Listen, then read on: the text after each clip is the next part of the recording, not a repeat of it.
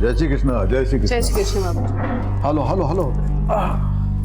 ओहो, ये घड़ी है, घड़ियाल नहीं जो इसमें नजरे गड़ाए बैठे। चैन से नाश्ता तो करी लो ने तमे। बाबूजी, ये ऑटो वाला तो गयो गया, और लेकिन उसको रोक के रखने के लिए बोला था ना, तो नीरज को डिलीवरी लेके भेजने गए। आज का दिन ही खराब है, जा यहाँ से जा। शू डिलीवर करવું છે? अरे वो पन्नालाल सेठ के हीरे હે मुंबई में जवेरी बाजार में डिलीवर करने, वो नीरज को भेजने गए ना। अरे हाँ, उसका वो रिसिप्ट है ना, फटाफट साइन कर दो। હા ભલે આપો। हालो। પણ હું શું કહું છું, इतना खून जलाने की क्या जरूरत है? हीरे की डिलीवरी है ना, ये तो काले पण થઈ જશે ને। ना ना ना, आंगड़िया के धंधे का एक उसूल है, वो भरोसा और ईमानदारी से चलता है। आज का डिलीवरी का बोला है ना, तो अपने उसूल के हिसाब से आज ही डिलीवरी होना मांगता है। તમે ને તમારા ઉसूल। राहुल कल खत्म हो गया, ला जल्दी। अरे पण फ्रूट तो खाई लेजे ने। और बाद में अभी कुछ नहीं। ढोकला तो खाई लो। अरे नहीं नहीं नहीं, अभी वो डिलीवरी करने जाना है, बोला ना तुमको। अभी राहुल काल के पीछे इतना टाइम गया ना, फटाफट ऑटो पकड़ के मैं पहुंच जाता हूँ। डिलीवरी देना है। हाँ हाँ जोયું, एक पण ऑटो નથી। लगता है आज कांतिभाई के सारे उसूल टूटने वाले हैं। ए रामा, તમે પણ ना। ना मजाक करूं क्या? काका कहीं जा रहे हो? हाँ हाँ, अरे आ भी गया, एकदम भरा मानस आ भी गया टाइम में ऊपर। खबर से चलो आओ चलो, जय श्री कृष्ण। बाय, जय श्री कृष्ण। आओ जाओ। मम्मी जी, हाँ मैं इनको दुकान पे टिफिन दे के आती हूँ। चाबी लेके जाना, मैं सत्संग के लिए जा रही हूँ, इधर बहुत सारा काम है। जी। हाँ, जय श्री कृष्ण। जय श्री कृष्ण।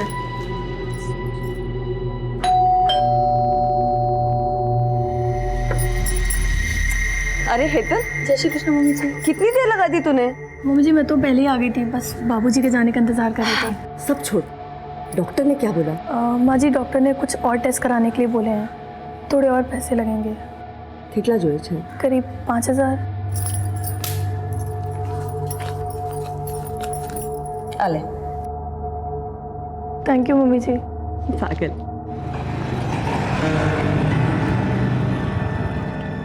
बस बस बस बस, बहुत बहुत धन्यवाद। भले भले। चलो आओ जो काका, મળીએ। हेलो, પહોંચી ગયા? हाँ पहुंच गया। हाँ नीरज हवे निकली जासे, 2 वागे ट्रेन से। जय कृष्ण हार्दिक। जय श्री कृष्ण काका। जय कृष्ण। जय श्री कृष्ण।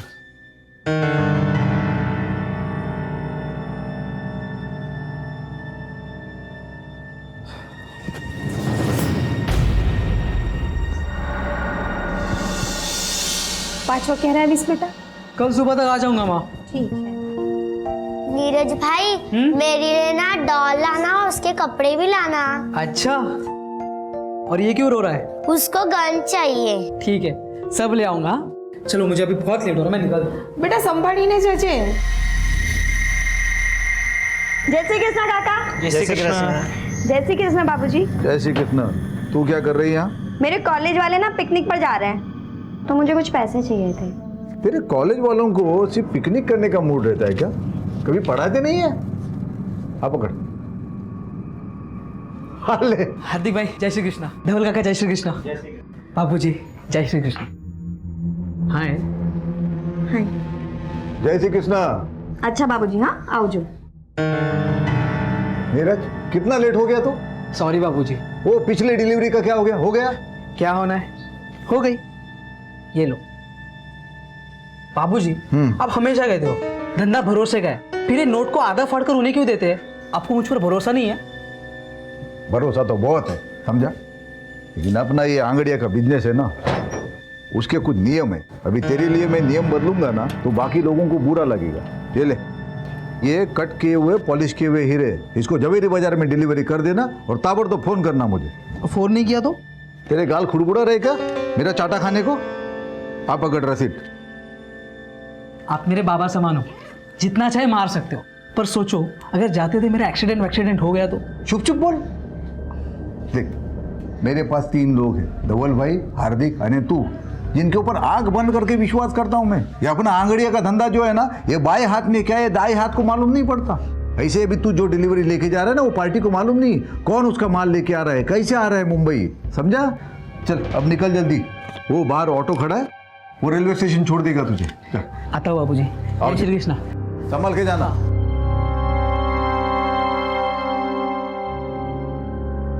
काका सूरज स्टेशन लेके चलो। हाँ ठीक से। एक काम करो, ट्रेन के लिए बहुत टाइम है, हाँ आप नवागाम लेके चलो। अच्छा ठीक से। हाँ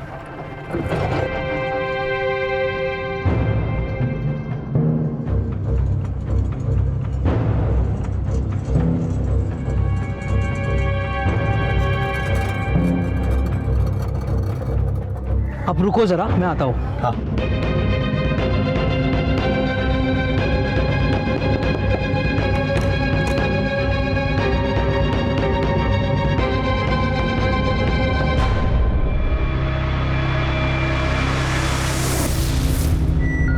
भैया सूरज स्टेशन लेना।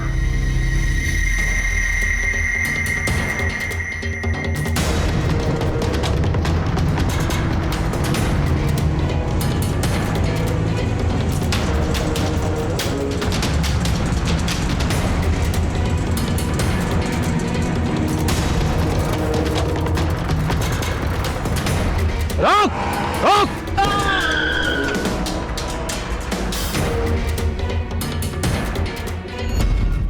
अरे यार, नीरज फोन केम उपाड़तो નથી?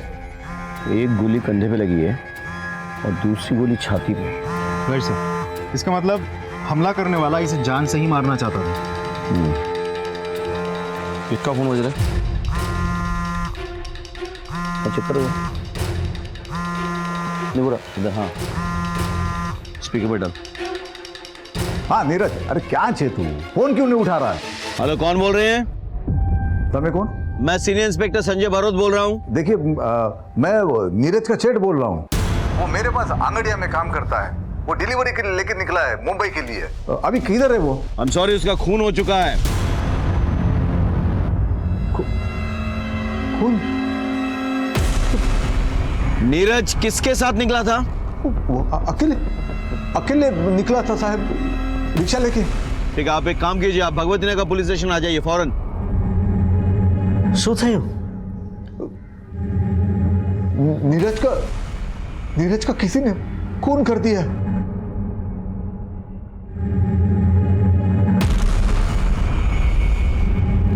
अजय सर आगे सीसीटीवी चेक करो आप, हाँ? और जरा लोगों से पूछताछ करो और इस ऑटो का जो रजिस्ट्रेशन नंबर है ना उसके डिटेल्स निकालो, पता करो इसका मालिक कौन है और चलाने वाला कौन है। सर चलो पांड्या देखो आसपास। सर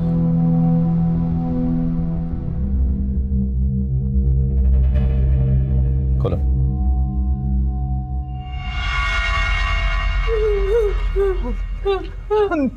नीरज छे।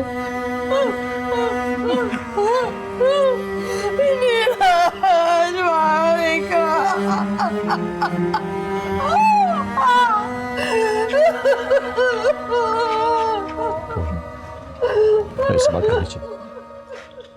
नीरज कहाँ जा रहा था? साहब वो हीरे की डिलीवरी देने जा रहा था। उसने किसी से कुछ कहा था इस बारे में? किसी को घर पे किसी से? हमें नहीं पता था साहब कि हीरा अप्पानु काम करे छे। हमें तो ऐसा ही पता था कि वो एक कुरियर कंपनी में काम कर रहा है। आज इनकी वजह से और इनके धंधे की वजह से हमारा छोकरानो जीव गया। अब चलिए वहां से, आइए। लूट और मर्डर का मामला लगता है। किस किस को पता था कि नीरज के पास हीरे हैं? बीजू तो मारा બે ખાસ આદમી છે, ધવલ અને હાર્દિક, અને મારી પત્ની रमा। अंगाड़ियाનો बिजनेस છે वो तो उसी के नाम से चलता है, तो उसको तो सब पता रहता है। और कोई? और कोई नहीं।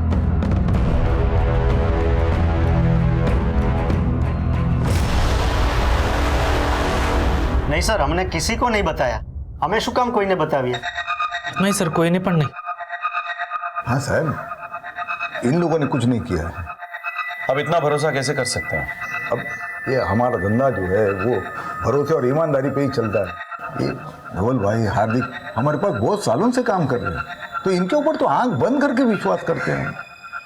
आंख बंद करके चलने से ठोकर लग सकती है, याद रखिए। अब तो आंगड़िया बिजनेस की मालकिन है, आपको तो सब पता होगा। ખબર તો બધી છે સાહેબ, પણ માલકિન કઈ નથી। ये धंधा तो मेरे बापूजी का था। कागज में नाम जरूर है, पर कितना वर्षों तो मेरे पति संभाल रहे ये धंधा। मैं किसी से क्या बात करूंगी? इस सिलसिले में तो मेरी किसी से मुलाकात भी नहीं होती। वो सब ठीक है, लेकिन जो कोई भी है उसने फील्डिंग बहुत अच्छी की है। आपके खिलाड़ी के बारे में उसको पूरी जानकारी थी। हम अभी निकलते हैं, लेकिन आगे आपकी मदद की जरूरत पड़ेगी। क्या फटाफट ले आओ। सर, जहाँ नीरज का मर्डर हुआ था वहाँ आस-पास हर जगह हमने चेक किया, लेकिन कोई सीसीटीवी लगा हुआ नहीं। अजय, बहुत प्लानिंग के साथ ये लूट और मर्डर किया गया है। किसी को अच्छी तरह से पता था कि नीरज के पास वो हीरे हैं। उसका ऑटो जब किसी सुनसान जगह पे पहुंचा तो उसे गोली मारकर वो हीरे निकाल लिए। सर, ऐसा भी तो हो सकता है इन सब में वो ऑटो वाला भी शामिल हो। करेक्ट, ढूंढो उसको, उसका मिलना बहुत ज़रूरी है। सर,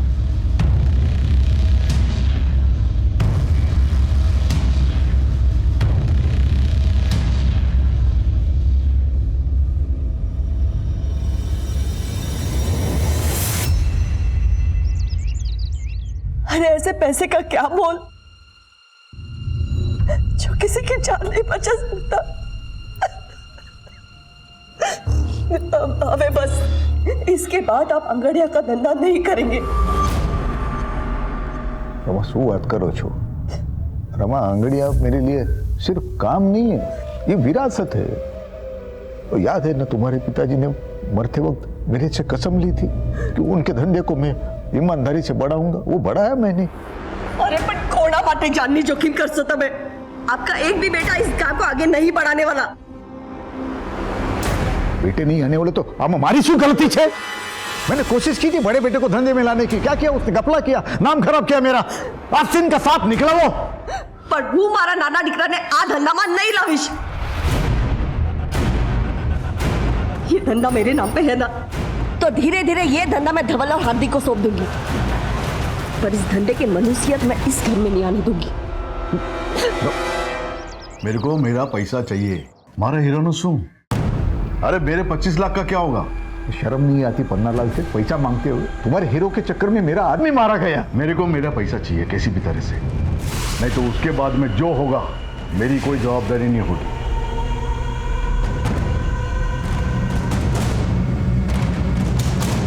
क्या नीरज के साथ किसी की दुश्मनी थी? कोई अफेयर? सब ये सवाल आप मुझसे क्यों पूछ रहे हो? सकता है किसी का उससे कोई झगड़ा हो गया हो और वो असल में नीरज को मारने आया हो और मारने के बाद उसे लूट की शक्ल दे दी। मेरे बच्चे के पास तो ये घर को संभालने और अपने छोटे भाई बहन को संभालने के बाद समय ही कहाँ बचता था। बहुत जिम्मेदार बच्चा था मेरा, उसके लिए तो ये घर ही सब कुछ था। इंस्पेक्टर साहब, तुमने एक महान ही सौगंध है। इंसाफ दिलाइए साहब, मेरे बच्चे को इंसाफ दिलाइए।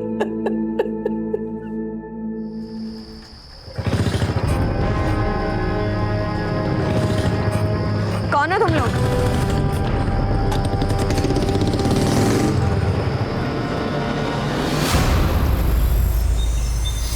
सर, जिस ऑटो में नीरज जा रहा था उसके ड्राइवर के बारे में पता चल गया है। वो अपने एक रिश्तेदार के घर में छुपा हुआ है। उठा के लाओ उसको। सर, रमा, तूने हीरो की डिलीवरी के बारे में किसी को कुछ बताया था? वैसे तो किसी के साथ बात नहीं की। याद करो। हाँ, इधर से हेतल आवेले घरे ने, शायद मुंह से कुछ निकल गया होगा।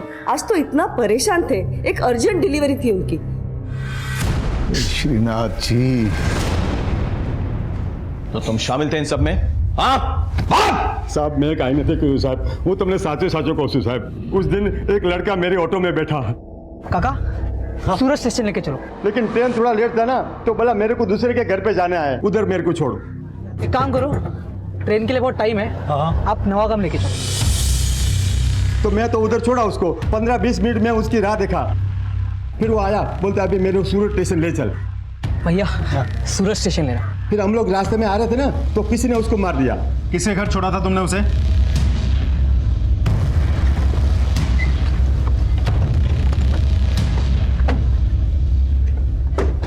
आप नीरज को जानती हैं? हाँ जी सर, बचपन से जानते हैं एक दूसरे को हम। वो कल आपसे मिलने आया था। आया था सर। उसकी बदकिस्मती थी कि मुझसे मिलकर जाने के बाद किसी ने उसकी जान ले ली। काश कि वो यहाँ ना आया होता। सीधा स्टेशन चला जाता तो बच जाता सर। वो क्यों मिलने आया था कल आपसे? सर वो मुंबई जा रहा था, मेरा मायका भी मुंबई में ही है, तो बस पूछने आया था कि घर वालों के लिए कुछ सामान लेकर जाना है या वहां से कुछ लाना है। कांति सेठ को जानती हैं आप? वो मेरे ससुर जी है, मैं उनकी बड़ी बहू हूँ।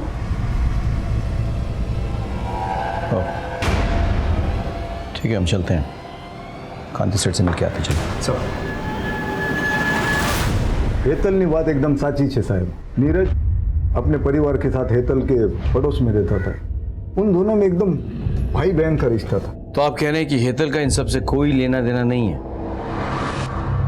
नहीं साहब, ऐसा नहीं है, हो भी सकता है। कैसे? हेतल का पति मेरा बेटा कल्पेश है। आप अपने बड़े बेटे कल्पेश पर खून का इल्जाम लगा रहे हैं, कोई खास वजह? सूखी दो। पापा मैं सारा कैश लेकर जा रहा था और रास्ते में मुझे गुंडे ने पकड़ लिया। मैंने बहु मारी पापा, और सारा पैसा भी लेकर गया वो। सर मुझे तो कल्पेश की बात पे बिल्कुल विश्वास नहीं था, और फिर एक दिन मैंने उसको जुआ खेलते हुए पकड़ा। पापा हाँ पूछे, झूठ बोला तुम्हारे साथ है? हाँ आप पैसा भाड़ा मेहनत ना पैसा छे, अपना धंधा ना पैसा छे, और अपना धंधा भरोसे पे चलता है। लोगों का भरोसा तोड़ के बाप का नाम मिट्टी में मिलाना चाहता है तू। आज से तारा मारा रिश्ता खत्म।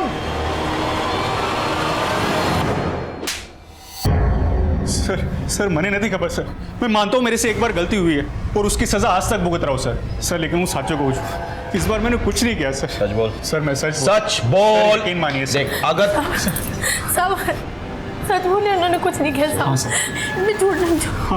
मैं झूठा सर नहीं तो बेहोश हो गई। सर प्लीज हॉस्पिटल जा, चल सर।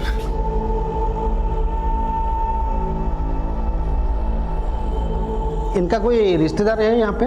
नहीं, फिलहाल तो अभी कोई नहीं है। वैसे हुआ क्या डॉक्टर साहब? ये माँ बनने वाली है। ठीक है, आप एक नंबर नोट कर लीजिए, 444। क्या हेतल मां बनने वाली है? भाई गोपाल ने मेरी सुन ली।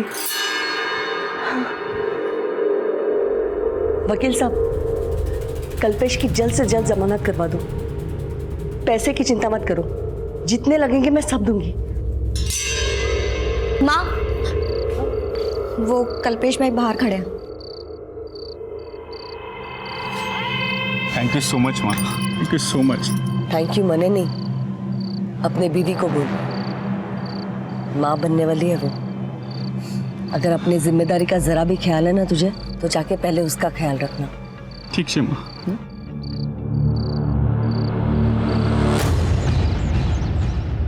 सर, फॉरेंसिक डिपार्टमेंट ने आपको नीरज मर्डर केस की डिटेल्स मेल किया है, मेल चेक कीजिए सर।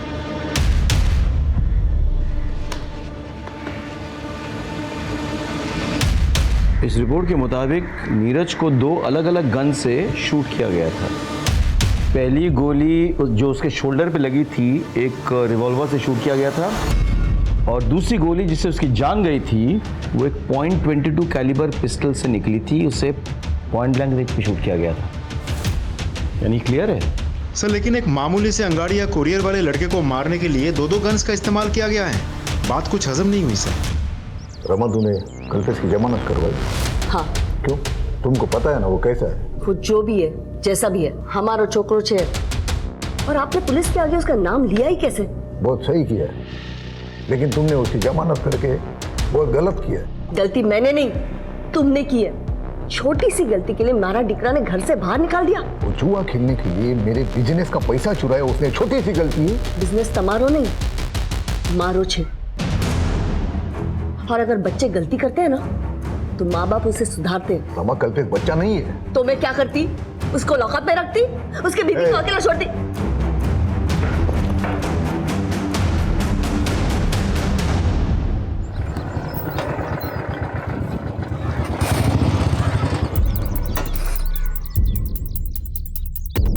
क्या सेठ, क्या समझा था? अपने बाप का पैसा हजम कर जाएगा? पन्नालाल सेठ का पैसा वापस कर। ये देख, तेरी बेटी का दुपट्टा। अभी तो ये दुपट्टा उतारा है, अगर पन्नालाल सेठ का पैसा वापस नहीं दिया ना तो अगली बार कुर्ता उतारूंगा, समझा?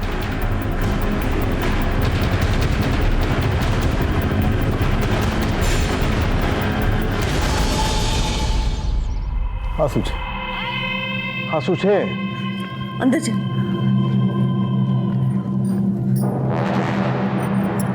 उसको कहूँ छू, उसको सारे पैसे दे दो ना, झंझट खत्म हो जाएगी। आखिर अपने बेटी का सवाल है। ये पन्नालाल की धमकियों से डर के मैं अपने धंधे के उसूल नहीं बदलूंगा, कभी नहीं।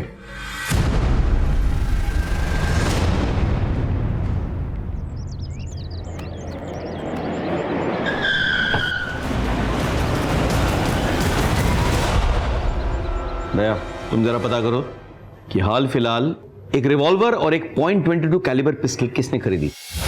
हो जाएगा साहब, चलता हूं। आपको क्या लगता है सर? मेरे थ्योरी के हिसाब से एक वो नौसिखिया जिसने उसके कंधे पे गोली चलाई और दूसरा प्रोफेशनल जिसने पॉइंट ब्लैंक रेंज में उसके छाती पे गोली लगाई। लेकिन क्यों? तुम्हें क्राइम सीन याद है सर? नीरज की बॉडी, उसके शर्ट के बटन्स किस तरह से खुले हुए थे? ऐसे कमीज के अंदर ही आंगड़िया अपने कीमती सामान छुपाते हैं, यानी किसी को पता चल गया। लेकिन साथ ही साथ तुमको याद होगा उसका वॉलेट निकला हुआ था, किस तरह से उल्टा पड़ा हुआ था, यानी कि किसी ने उसके पॉकेट्स और वॉलेट भी टटोले थे। मतलब पहले कोई नौसिखिया और फिर प्रोफेशनल आदमी। करेक्ट। लेकिन सोचने की बात यह है कि ऐसी सीक्रेट बात एक नौसिखिया और एक प्रोफेशनल दोनों को पता चल गया था। कैसे?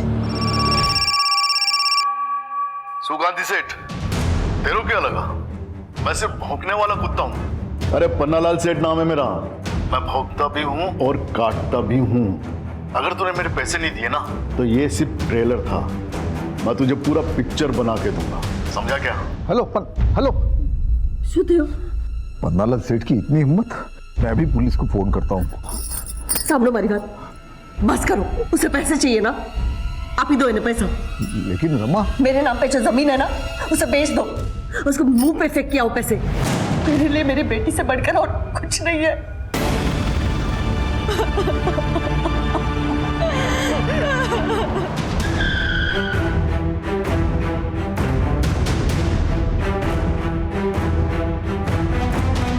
सर, लाश को सबसे पहले नौकर हार्दिक और पंचुल ने देखा, फिर बहू जिग्ना और विपुल। मैंने ही आप लोगों को फोन किया। पूरी जगह को देखकर ऐसा लग रहा है जैसे किसी ने कुछ भी टच तक नहीं किया है। हा?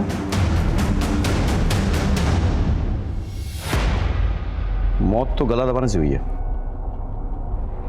और घर पे कोई फोर्स एंट्री भी नहीं हुई सर? यानी कि जो भी आया था वो पहचान वाला था, तभी दरवाजा खोला गया था। घर में कुछ मिसिंग है? जी सर, 15 लाख रुपए।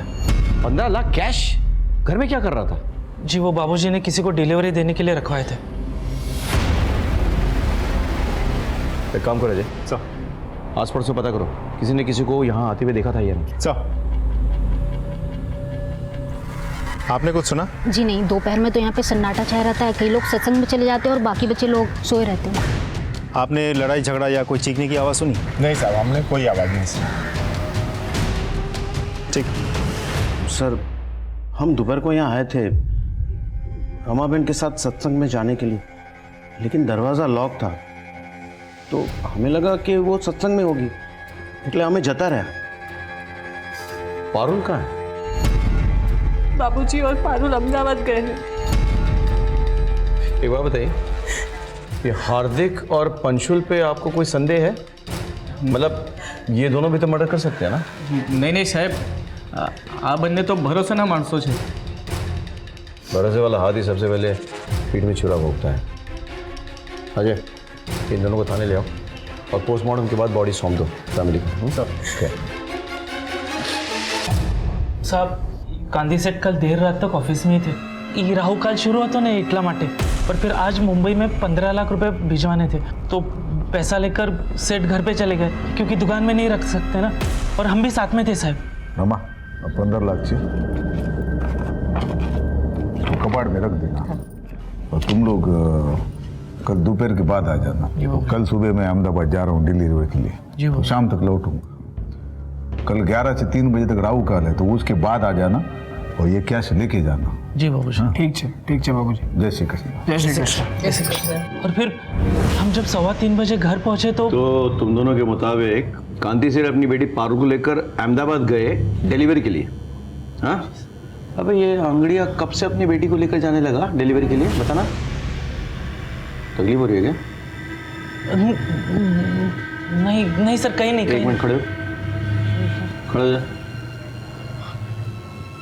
बैठ। मुझे चेक करो जरा। खड़े हो जा, खड़े हो।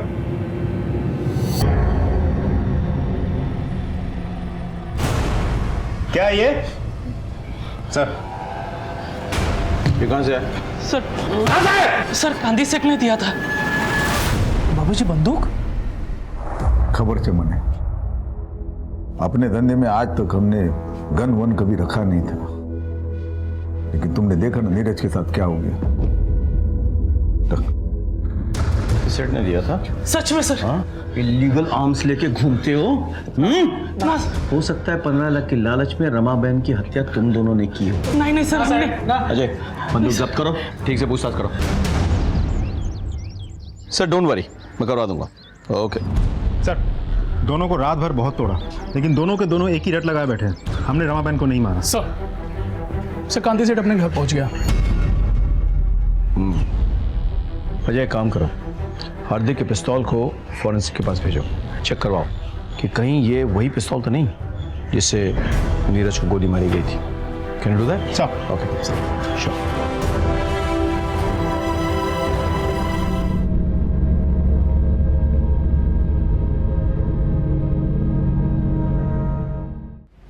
आपको किसी पे शक? नहीं सर। 15 लाख की लूट हुई है। आपको नोटों के सीरियल नंबर्स कुछ पता है? जी, ये नोट के नंबर हम लिख के रखते हैं, वो धवल भाई को पता है। Serial number? 1 minute sir. हाँ, ये रहा। B325 थी, G927। ये पैसे आपने दिए थे डिलीवरी के लिए? हाँ सर, हमने दिए। इसी सीरियल नंबर के नोट्स थे? Yes sir. Serial number confirm कर लिया है, इसी नंबर के नोट्स थे। गुड। एक बात बताइए, हार्दिक को गन आपने दी थी? जी। कहाँ से मिली है गन आपको? एक आदमी है, वो सप्लाई करता है। कौन आदमी? सलाउद्दीन। सलाउद्दीन के बारे में पता करो, और इन नोटों के जो सीरियल नंबर्स हैं ये हर जगह सर्कुलेट करो। सर। आप अहमदाबाद गए थे ना डिलीवरी के लिए? अपने साथ अपनी बेटी पारुल को क्यों लेके गए थे आप? वो उसके बुआ के घर छोड़ने गया था अहमदाबाद में। कोई खास वजह? मैं आपसे कुछ पूछ रहा हूं।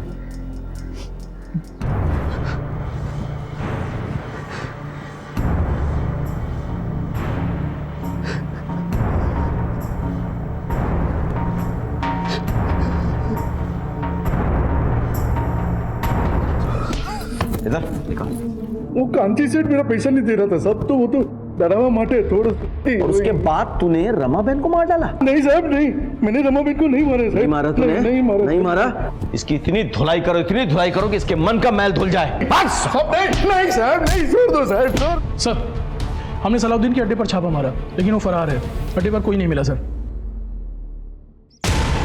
सर, रमा बहन की पोस्टमार्टम रिपोर्ट आ गई है।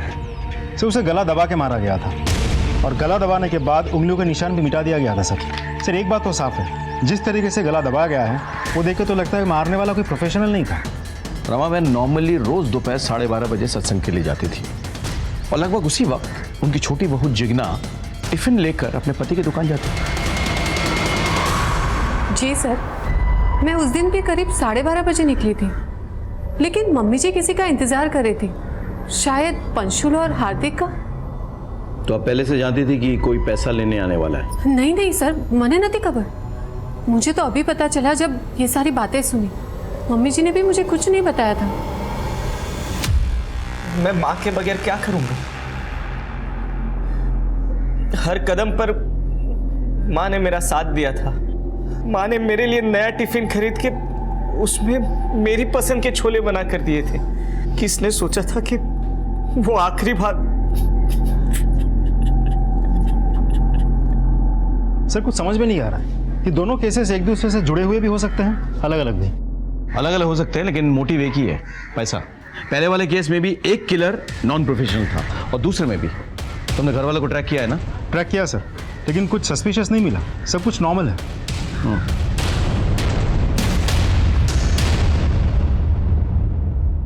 सर आपका शक सही था। हार्दिक के पास से हमें जो गन बरामद हुई थी उसी गन से पॉइंट ब्लैंक रेंज से नीरज को मारा गया था, और ये वही गोली थी जिससे नीरज की मौत हुई थी। जाके उठाकर लेकर आओ दोनों को सर। गन दोनों कांति ने दी थी ना? हाँ साहब, पर आगन तो मैंने नीरज की हत्या के बाद खरीदी थी। सलाउद्दीन तो फरार है, पुष्टि कौन करेगा? क्यों खरीदी थी ये गन? साहब वो नीरज की हत्या के बाद वो मन में डर बैठ गया था, इसलिए। ठीक है, अभी आप जा सकते हैं, लेकिन हम आप पे नजर रखेंगे। भागने की कोशिश मत कीजिएगा। जी सर।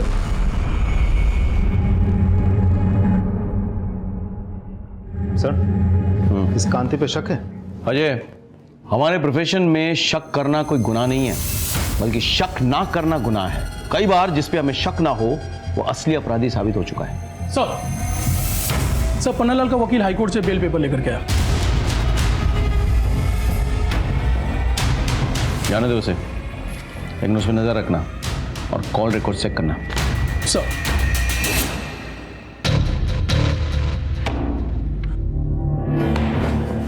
क्या भाई कल्पेश, आज तो बहुत पैसे आ गए तेरे पास। नहीं सर। लेके चलो इसको।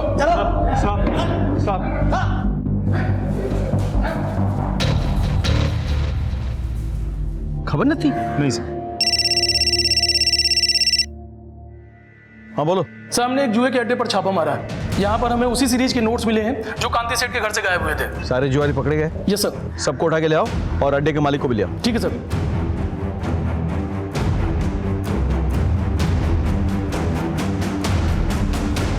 कल्पेश।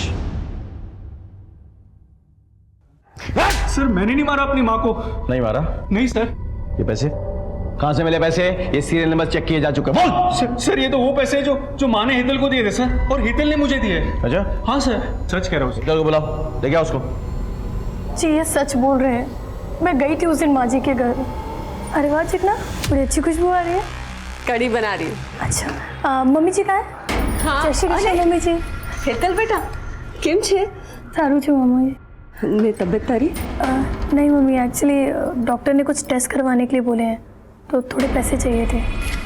कितना जोज? 25,000। 25,000 तो नहीं है मेरे पास। एक मिनट, तू અહીંયા જ ઊભી રહે। हाँ આવું છું।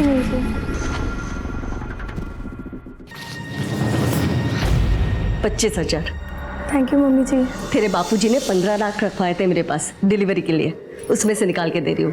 पर मम्मी जी बापूजी को पता चला तो? अब मैं सत्संग जा रही हूँ ना, तो आती वक्त एटीएम से निकाल दूंगी और रख दूंगी इसमें। और वो पैसे लेके मैं वहाँ से चली गई। ये बात तुमने हमें पहले क्यों नहीं बताया? मैं डर गई थी सर, मुझे लगा कहीं आप लोग मुझ पर और मेरे पति पर ही शक न करने लगे। झूठ बोल के तुमने हमारा शक और गहरा कर दिया है। अब मैं बताता हूं तुमने क्या किया और कैसे किया। घर में 15 लाख कैश है, ये तुमने अपने लालची पति को बताया। फिर इसने तुम्हारे साथ मिलकर अपनी माँ की हत्या कर डाली और वो सारे पैसे हड़प लिए। नहीं सर, मैं सच बोल रही हूँ, वो पैसे मुझे माँ जी नहीं दिए थे। हमने कुछ नहीं किया है, प्लीज सर विश्वास कीजिए। सच और झूठ का तो पता चल जाएगा। जाओ जाके इनके घर की चेकिंग करो, देखो सारा पैसा जुए में खर्च कर दिया या कुछ कैश बाकी है। जाओ।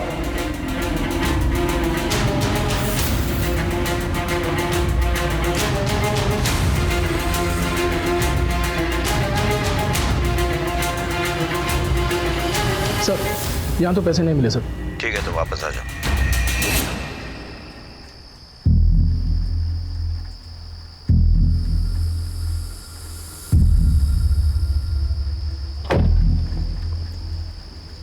हेलो सलाउद्दीन भाई, हाँ તમારું પૈસો हिसाब साफ થઈ ગયો। ठीक। ये भैला पुलिस खबर है? इनके सीरियल नंबर्स मैच करो कांति सेठ के घर से लूटे हुए पैसे के साथ। नहीं सर, ये अलग नंबर के नोट्स हैं। आयुषो? Yes sir. डालो दोनों के अंदर, ले जाओ इनको। ठीक है ठीक है ठीक है ठीक है। साहब मैंने सलाउद्दीन से 25 लाख रुपए लिए थे साहब, और अगले हफ्ते नोटबंदी हो गई साहब, तो मेरा सारा पैसा डूब गया। और ऊपर से सलाउद्दीन ये मेरे को रोज धमकी देता था, पैसा वापस दे पैसा वापस दे। साहब मैं पैसा कहाँ से लाता साहब? साहब मैं पहले ही समझ गया था ये सीधे सीधे मेरा पैसा तो देंगे नहीं, तो सर हम दोनों ने मिलकर एक प्लान बनाया। अब पन्ना लाल ने कांति को 25 लाख के हीरे दिए थे, तो हम दोनों के बीच बात ये तय हुई कि जो हीरा लेने आएगा, डिलीवरी देने जाएगा, उसको हम मार देंगे, उसको लूट लेंगे और कांति सेठ से भी हर्जाना वसूल करेंगे। लेकिन जब तक हम नीरज को मारते उससे पहले ही वहाँ कोई और पहुँच गया और उसने उसको गोली मार दिया। और उसके बाद तुमने रमाबेन को मार डाला और 15 लाख रुपए ऐंठ लिया। नहीं, रमाबेन को हमने नहीं मारा साहब, 25 लाख रुपए तो रमाबेन ने हमको दिए थे। पन्नालाल सेठ, मैंने अपनी पुश्तैनी जमीन बेचने को दी है, इन्हें बिना बताए हुए कि इसके बानू के 25 लाख हैं। मेरी बेटी को और मेरे परिवार को तंग करना बंद करो अब। झूठ बोल रहे हो तुम लोग, और पैसे की लालच में तुमने रमाबेन को मार डाला। नती सर नती। चलो साहब आजा, बड़ी देर कर दी आने में। आप साहब अच्छे काम में वक्त तो लगता ही है ना। कुछ पता चला? हाँ सर, जिन गन से नीरज पर गोलियां चलाई गई थी ना, उनमें से एक गन तो सलाउद्दीन के आदमी ने खरीदी थी। और दूसरी गन। सर ये सब कुछ थोड़ा अजीब नहीं लगता आपको? स्टेप बाय स्टेप चलते हैं। देखो, कांति सेठ के बयान के मुताबिक वो वारदात से पहले वाली रात अपनी बेटी पारुल के साथ अहमदाबाद गए थे डिलीवरी के लिए, और पारुल को अपने रिश्तेदार के घर छोड़ने के लिए। उनके जाने से पहले हार्दिक और पंशुल कांति सेठ के घर आए, डिलीवरी के 15 लाख रखवाने।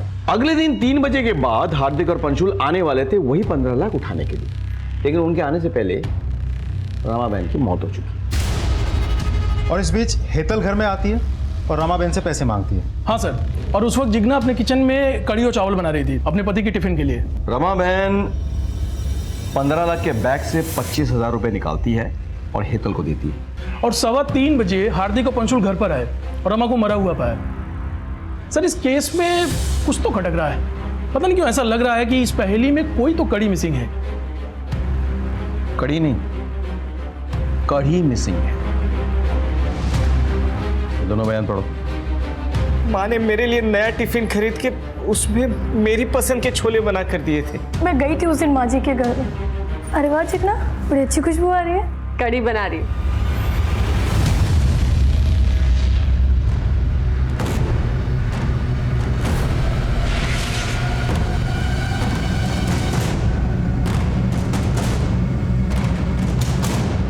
अपने आप सब कुछ उगलोगे या पुलिस वाला तरीका अपनाएं? मम्मी जी हर दोपहर को सत्संग के लिए चली जाती थी, तो विपुल को लंच देके जब मैं वापस घर आती थी तो कमलेश को भी बुला लेती थी। हम एक दूसरे से प्यार करने लगे थे, भागना चाहते थे एक साथ, पर हमें पैसे चाहिए थे। मैंने मम्मी जी को बाबूजी के साथ हीरो की डिलीवरी के बारे में बात करते सुन लिया था। मैंने कमलेश को बताया। और सर मैंने प्लान बनाया कि मैं उस आदमी को बीच रास्ते में लूट लूंगा। उसके लिए मैंने एक बंदूक का भी तामझाम किया था। और रमाबेन को क्यों मारा? मैंने कुछ नहीं किया सर, कसम से। मैं जानती थी कि घर में कुछ कैश है। तेरे बापूजी ने 15 लाख रखे थे मेरे पास डिलीवरी के लिए। जैसे ही मम्मी जी सत्संग के लिए निकले, मैंने कमलेश को फोन किया। हम लोग कैश लेके निकलने ही वाले थे कि मम्मी जी वापस आ गए। मम्मी क्या चल रहा है सब? मम्मी जी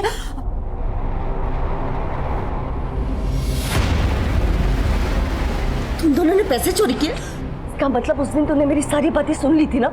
नीरज डिलीवरी लेने जवानों से? मम्मी जी तुम दोनों ने मिलकर नीरज को मार डाला?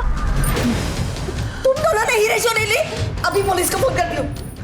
मम्मी जी ऐसा कुछ नहीं है। बस सब देख लिया मैंने, ना बड़ा धोखा, छोड़ूंगी नहीं तुम दोनों को। बेन, जय श्री कृष्ण रमा बेन, क्या सत्संग में नहीं चलना है? बहन उसे माफ कर दीजिए, उसने कुछ नहीं किया बहन। अरे इसी ने सब कुछ किया है। बच्चा लाने तुम्हारी लड़की से कड़ी सजवा। हमारी बेटी ऐसा नहीं कर सकती।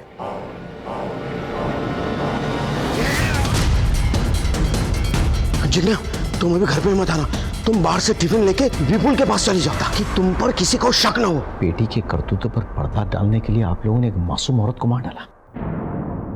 जिगना के माता पिता को रमाबेन के हत्या के आरोप में गिरफ्तार किया गया और उन्हें सजा भी मिली। कांति सेठ की जिंदगी और बिजनेस में बस एक ही उसूल था, भरोसा। लेकिन दोनों ही जगह उन्हें सिर्फ धोखा ही मिला। पन्नालाल ने सलाउद्दीन के साथ मिलकर नीरज की हत्या की और कांति सेठ को बिजनेस में धोखा दिया। वहीं जिगना की वजह से रमाबेन की जान चली गई। लेकिन सवाल यह उठता है कि क्या कांति सेठ और रमाबेन को इस बात की जरा भी दस्तक नहीं मिली? मैं सीनियर इंस्पेक्टर संजय बरोत आपसे विदा लेता हूं। फिर मिलेंगे एक नए केस के साथ। तब तक सतर्क रहिए और देखते रहिए क्राइम पेट्रोल दस्तक। मकसद बताना नहीं बल्कि बचाना है। जय हिंद।